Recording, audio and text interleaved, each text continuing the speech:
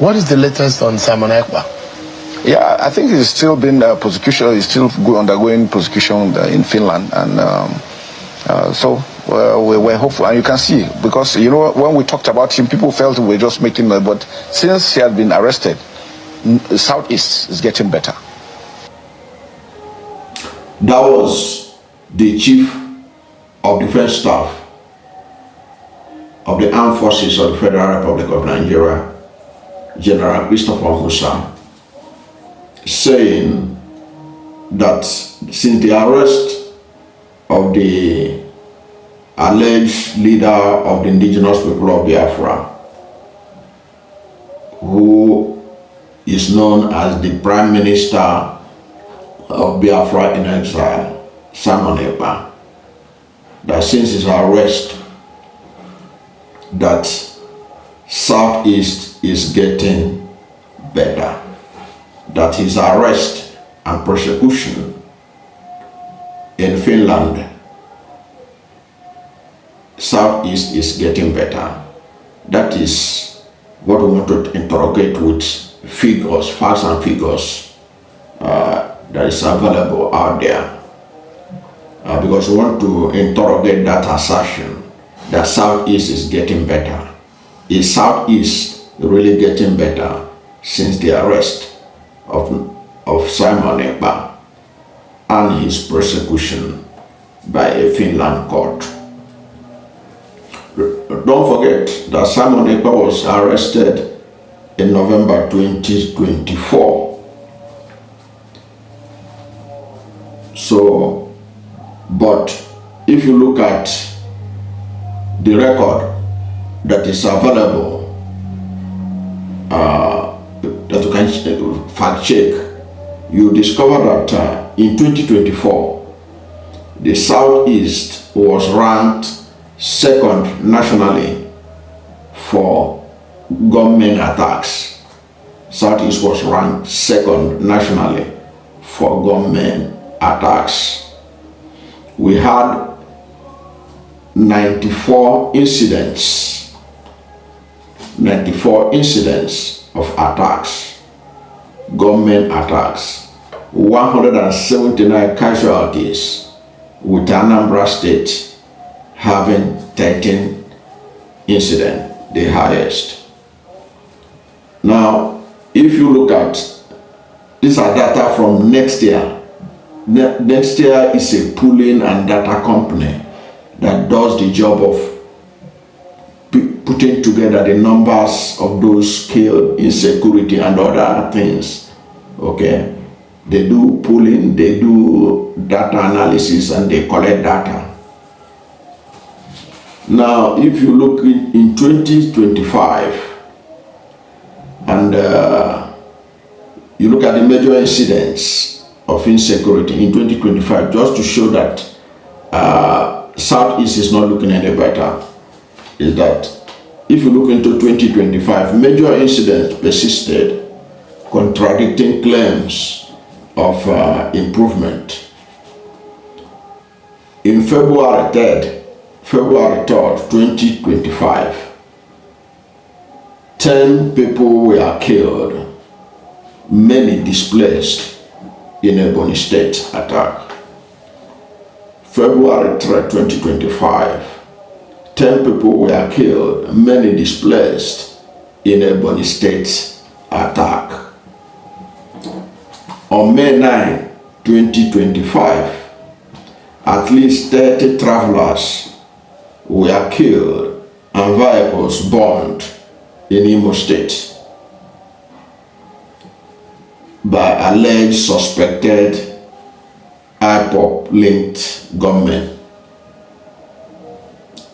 This attack was so vicious that Amnesty International described it as callous or callous, with utter disregard for human life.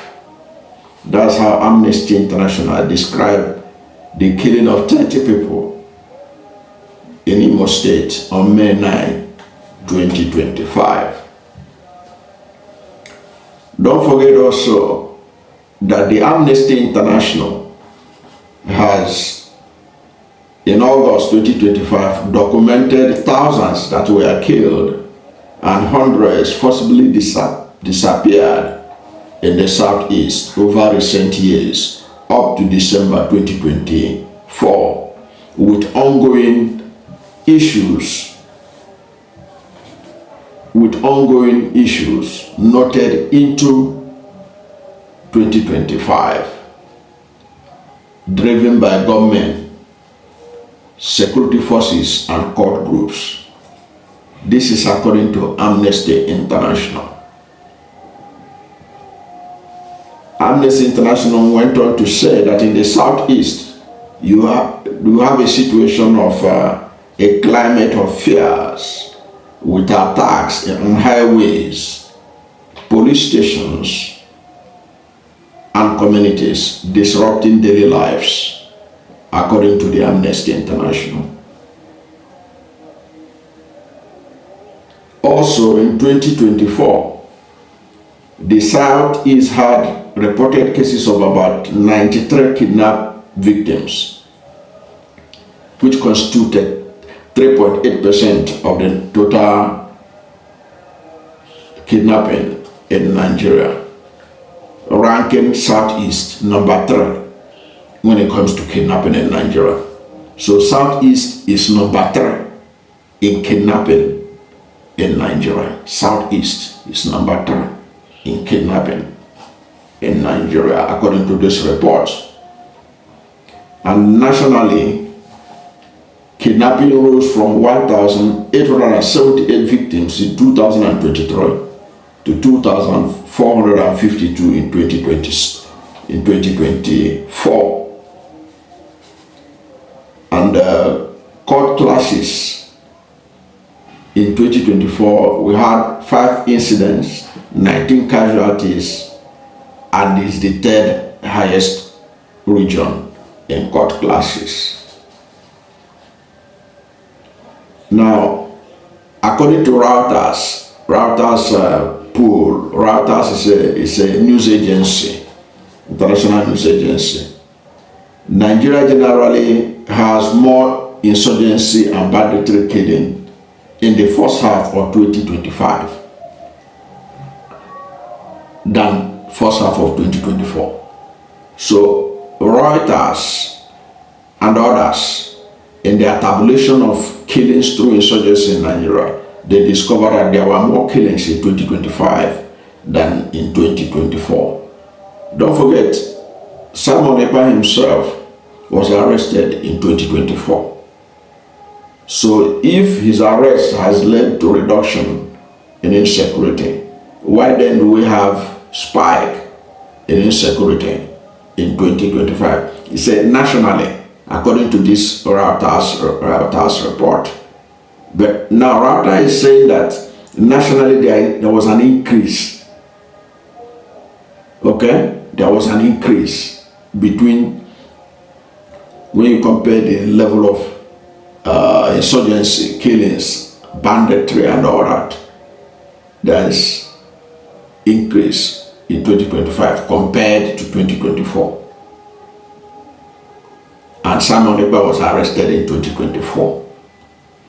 So it therefore means that it is not entirely true that his arrest has reduced incidents of insecurity in the southeast, or that the southeast is looking better. Okay? Because the Reuters report is saying that nationally there was a spike. There was more killings in 2025 than in 2024. And Reuters, and they went on to show that nationally there was an increase, and there was no indication that when it comes to southeast there was a reduction. There was also a spike in southeast like other parts of Nigeria, according to this report by Reuters. In other words, in summary, what we are saying, from what we have seen by the data available, is that the arrest and persecution of Simon Ekpa has not necessarily led to a reduction of violent incidents in Southeast. In fact, there was a report that there is a new group known as Omoma that are also doing a lot of havoc in Southeast right now, according to the report. So, thereby indicating that to say that Simon Ekpa's arrest has brought to an end to insecurity or has reduced insecurity, that Southeast is looking better now than ever before, may not be entirely true based on the data we are having. Of course, maybe there are other data they have from other sources, but the ones we are able to see from next year, from Router and others, there is nothing to indicate. In fact, according to next year, the so-called unidentified armed groups have been terrorizing Southeast unabated, and there's no indication that they have slowed down in their activities. That being said, it is also important to note that there are others who have said that what the security agencies and the Nigerian government ought to do is to reach out to Ohaneze, because Ohaneze had been at the center. Ohaneze is the umbrella body of Igbo-speaking people in Nigeria, and this Igbo socio-cultural group had been at the forefront of advocating for the release of Nnamdi Kanu. Okay, so what the government ought to be doing is to build confidence in the Southeast by listening to Ohaneze. The former Ohaneze leader, the late Chief Emmanuel Iwanyang, reached out to Buhari when Buhari was president, and also reached out to President Bola Ahmed Tinubu to no avail on the issue of Nnamdi Kanu, that he be released as a way to build confidence in the region and remove the persistent perception of marginalization in the region. But nobody listened to this, listened to him until he's dead. I'm talking about Chief Emmanuel Iwanyang. And the United Nations in 2022, through the United Nations Human Rights Commission, had called on President Muhammadu Buhari, who was president at the time, to release Nnamdi Kanu, saying that his abduction from Kenya and rendition to Nigeria was an illegality, a violation of international law, that he ought to be released without delay. Of course, Buhari didn't listen. Right now, Tinubu government is not listening.